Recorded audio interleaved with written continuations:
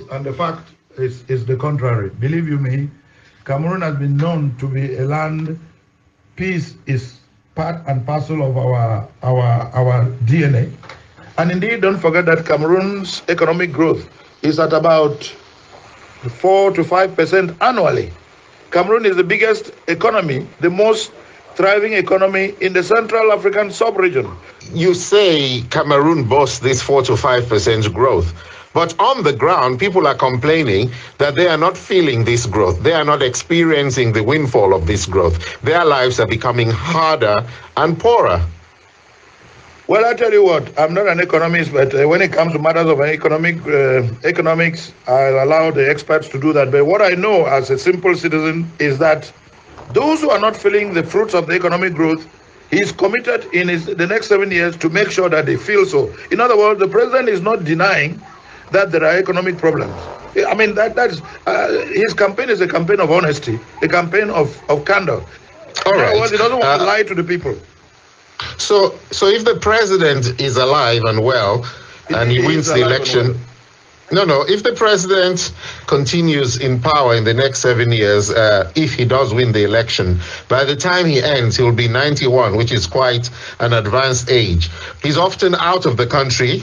He has ruled since 1982. What is he offering young Cameroonians who want jobs and services this time? I think that the president has shown that in spite of what you've said, and that, as you say, the statistic you've given, he will be 91 by the end of the mandate. And I'm glad that the bottom line is that the Cameroonian people, in all freedom, in all sovereignty, have concluded that the president has the wealth of experience, or the force of experience. He has the wisdom, he has the character, he has the temperament, and he has the commitment, the energy, and the determination to make sure that the age factor is a positive factor and not an impediment. And that no matter what people think, he has what it takes to make the young Cameroonian today have a better hopes, have a better future. That is why, as you know, he has opened up the young Cameroonians to an Android Cameroonian society where high tech is now the way of life. He himself seems to be quite comfortable with high tech and the computer age and social media.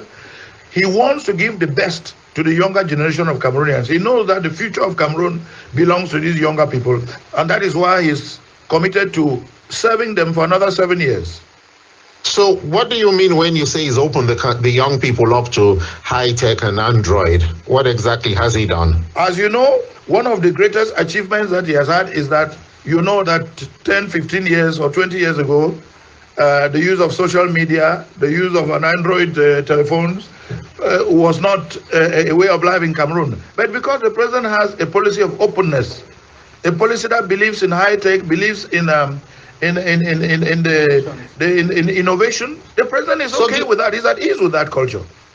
So given that he's so at ease with that culture, why did he, for a very, very long time, shut down the internet in 2 whole regions of Cameroon, depriving people of access to this very vital tool of modern life? Hassan, I agree with you. Why did he, as you know, there comes a time in the life of a nation when either the security, there are security risks or security dangers. When that decision was taken, I can assure you that it was not a pleasurable decision on the part of the head of state or on the part of the state, but because the president believes in innovation. Sure, it happened, but this was purely for security reasons, and as you know, they went back on it, and now the country is opened up again. Given that the president spends so much time abroad, does he have time to be in touch with young people? I mean, as I sit here as an ordinary citizen, whenever I travel to Africa, I walk on the streets, I go to the markets, I meet young people. Does the president have time for that? Yes, the president, I'm telling you, for the little I know about him, he has the character, he has the temperament, he has the openness of spirit to be with people of all generations, especially the young people.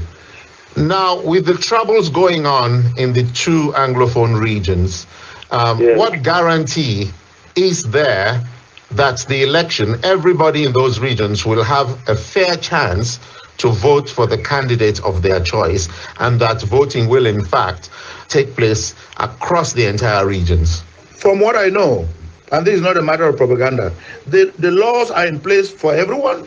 The institutions have taken all the measures to make sure that everyone has access and that no one is deprived.